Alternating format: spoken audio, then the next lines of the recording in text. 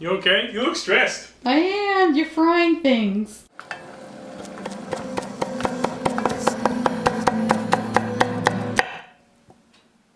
Hi, I'm Phil. Welcome to Pretty Good Cooking.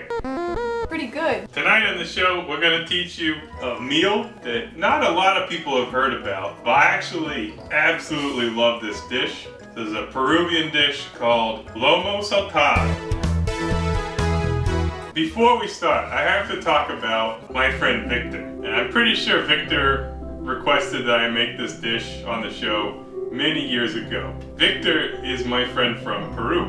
We go way back. Victor was one of several people in my undergraduate college experience who would magically appear at parties and it would make me really happy. I'll only run into him then. In multiple instances, he would show up wearing a fake afro, and the only picture I could find is this one, in which you can see that I am shithoused, and I'm hugging Victor's now wife, and the mother of his children. And if you zoom in, you can see Victor in the background.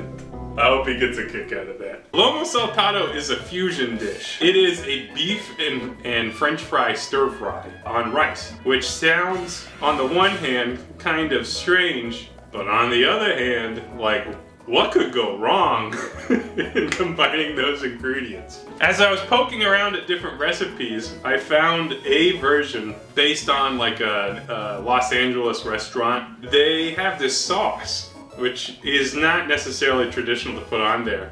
But the sauce, she calls it an ají sauce. And ají basically just means hot. This person, and I say this with all the love in my heart, replicated the sauce by blending half a head of iceberg lettuce. Do I think that that restaurant is blending up lettuce to make their sauce? No. And in fact, if you look at the comments, some guy who's a friend of the family is like, that's not how they make it. But I want to make a lettuce sauce. So that's what we're gonna start with. Not traditional. I hope you can bear with me while we blend mayonnaise and lettuce together. And then we'll get to the good stuff. So that's what we'll start with. But first, I need a beverage. Let's grab a drink. And so in my no, I already pulled it out. I got a Shaftesbury cider from Vermont. It's called the Vermonter. This is a juniper mead, so they added some juniper to the mead for flavor. Show us the can. Here it is. It's mead? I thought it was cider. You're right. But I mean, it's not that different, right? Don't worry about it. Oh, it's so good. Okay, so again, bear with me, but we are gonna blend some lettuce. Here I have some iceberg lettuce. I love iceberg lettuce. I'm not ashamed to say that. You know, you give me a wedge salad and I'm a happy man.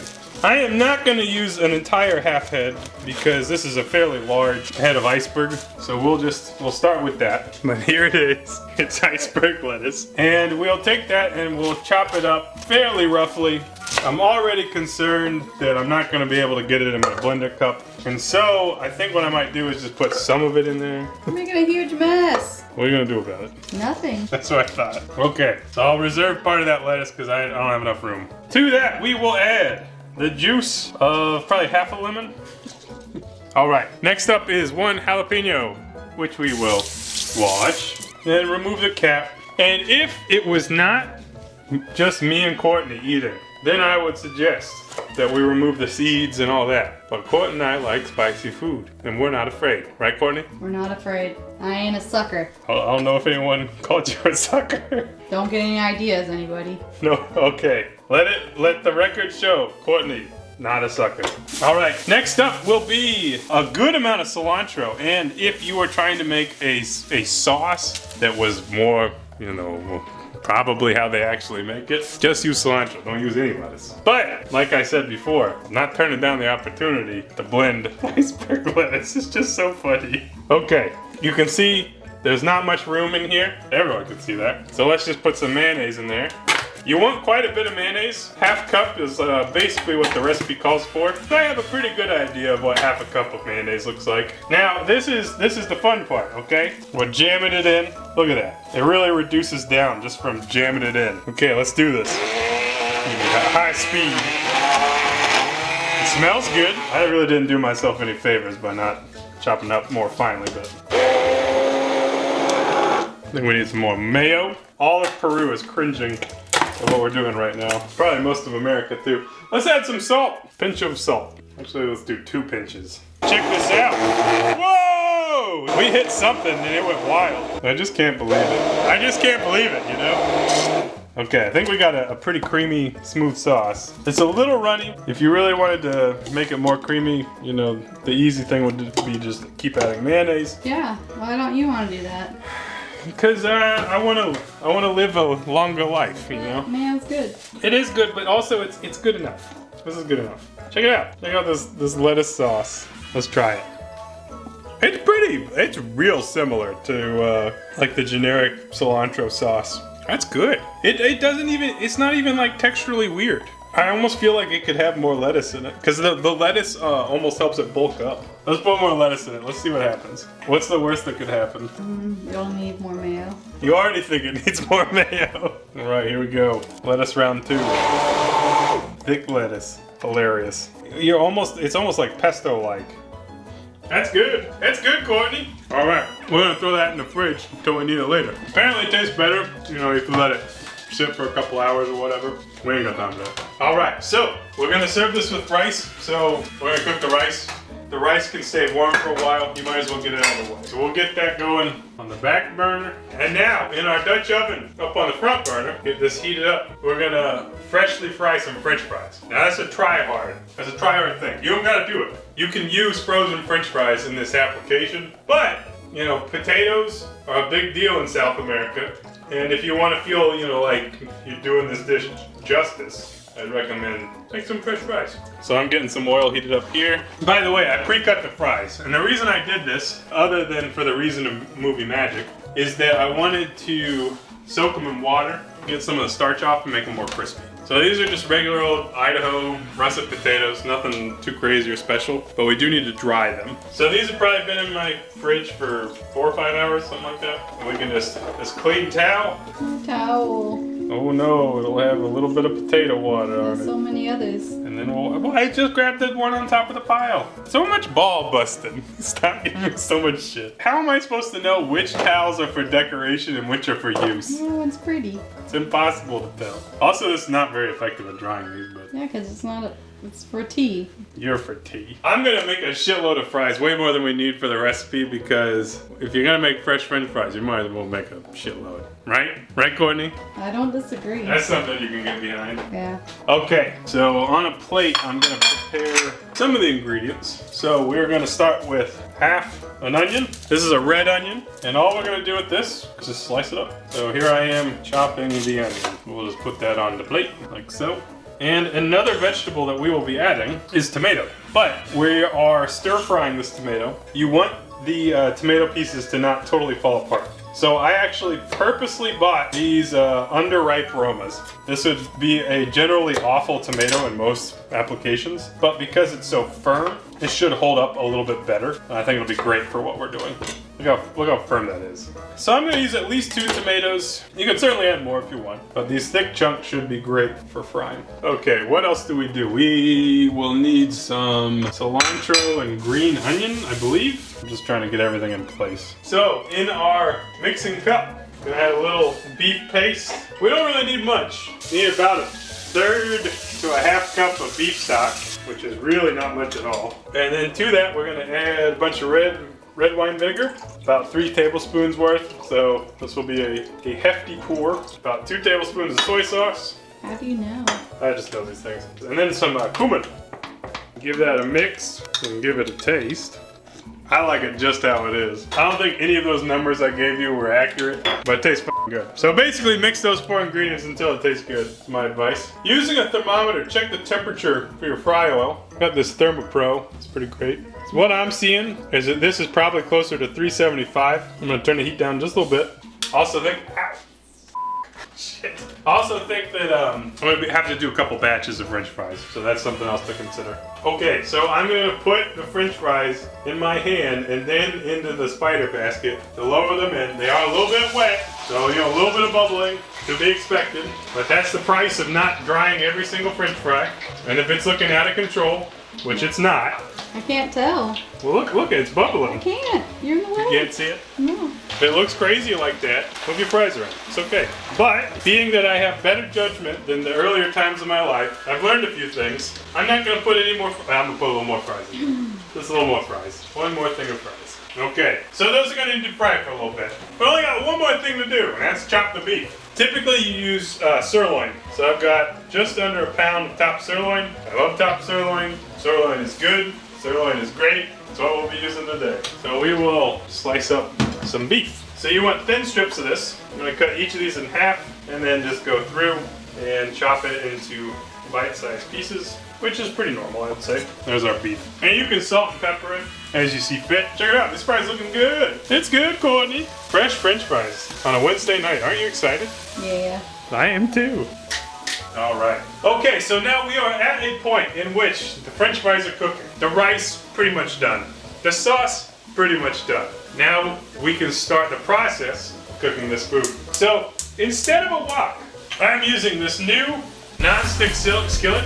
Courtney got it for me for Christmas. It's a Viking skillet. It's Viking. It is high quality and wonderful, and I love it. And I would rather use that than a wok just about any day. So over medium-high heat, we will heat up the skillet, and we'll wait for it to heat up. We'll add a little bit of oil. Courtney's getting tired, so she's sitting down. Hey. Okay, in our hot skillet, we're adding a little bit of oil. Just gonna let that heat up. And basically, you're gonna lightly cook it. Spread it on out. And the goal is to get a little bit of brown on the beef if you can. Maybe a little more seasoning. All the while keeping an eye on our French fries. They're looking good. I think they could be more brown. But part of it, you know, it's very clean oil, so these probably won't get that brown. A little more pepper. So basically, you're just gonna cook the beef just a couple minutes each side, really. Okay, so I obviously didn't let the pan get that hot enough. You can see that it's not like super brown. There's a little bit here and there, not much. That's okay, it's really not a big deal. So we'll go ahead and remove the beef to a plate. We'll add it back later. A little bit more oil, we'll let it heat up. The next thing we'll do is fry the onions. Go ahead and start frying your onions. It's like half the onions are completely covered by tomatoes. Okay, so you're gonna saute these like you normally would, just for a couple minutes. French fries are starting to look pretty close to being done. One thing we can do is test one. Grab a fry out of there. Go ahead and salt your one French fry. You know, it's probably very hot, but it's delicious. They could crisp up more. So I'm gonna go ahead and let them keep frying. It's been a little bit longer than normal. I'm having a little bit of, I'm questioning the temperatures that we took. So I think these need to go a little bit longer. It is fully cooked, it tastes good, but certainly it could get more crispy. Pan's looking a little bit dry, but I want to caution against using too much oil, using too much liquid in general, because you don't want this to be soupy. So we'll just keep frying them. That's one nice thing about non-stick. You can just keep doing things like this, and you know it won't be sticky. So maybe just another minute on these before we add our tomatoes. We'll be back. It's tomato time. So I ended up chopping up one more tomato. I like tomatoes, so does Courtney. So we're just gonna put those right in the pan. And at this point, because there is some liquid in the tomatoes, you know, it'll sort of deglaze the pan. You know, you want them cooked, but you don't want them to fall apart. So we're gonna saute that for a couple minutes. We'll see how that goes. Check on our fries. Fries are looking nice. I think we'll pull this batch of fries and we'll put the next one. It's up to you if you want to salt them at this point. I saw a lot of recommendations to not salt the fries that you're going to use in the saltado because you will blend them in with everything else and it'll already be salty. So, you know, it's one of those things where you got to be careful. Like, don't add too much salt. Get the rest of these fries going. You can see some of these tomatoes have some nice brown developing on them. See, like that. And that'll just make it taste real good. That's what you want. That is what you want. I'm going to give this probably another minute, and then we're gonna round home and finish it up. Now we're gonna add our sauce. It's up to you how much sauce you use, and if you want, you can use a cornstarch flurry to make this more like a gravy. I put in about half the sauce to start with, because I do think it's gonna be a little bit soupy looking. So that's what we're using. I'm gonna add my beef back in with the juice. The juice is on the loose. And I can tell you right now, and so can Courtney, it smells real good in here. It does. The Lomo Saltados I've had actually were pretty thin, like this. So I have no qualms about eating a fairly wet saltado. If you like the gravy style, feel free to thicken it. It's not uncommon at all. But you can see even with the sauce that we added, you know, it's very quickly being absorbed. And, you know, if you eat this, with rice, and that rice is gonna absorb some of it too. So we'll let that go for about a minute. I just gotta taste it. Oh, it's so good. So we're gonna let that cook together. And then, once you're happy with how this is looking, you put in the french fries. And you can actually, if you want, you could just turn off the heat. You don't really need to cook the french fries anymore. So I'm gonna go ahead, put in my french fries. Isn't it just incredible? It's just amazing, you know? Now because it is a little soupy, some of those fries are gonna get a little bit soggy. But that's the dish, you know? If you really make the fries super crispy when you fry them, maybe less so. But check it out. Just by adding a couple fries, all the ingredients, most of that sauce is absorbed into the top. And for good measure, we will add our garnishes of cilantro and green onion. We'll add some of them. You could top with more, but I think it'll look nice to have some of these kind of wilted in there. And that is Lomo Saltado. All you have to do is plate it up. I don't need a ton of rice, but this is how it's served. And we'll go ahead and plate up with some of this goodness. It's just hilarious. But also it tastes so good. And we'll hit it with just a little bit of extra greenage. And before we add the sauce, this will be, you know, regular Lomo Saltado. All right, let's try it out. It's nice and hot. See if I can get a little bit of everything.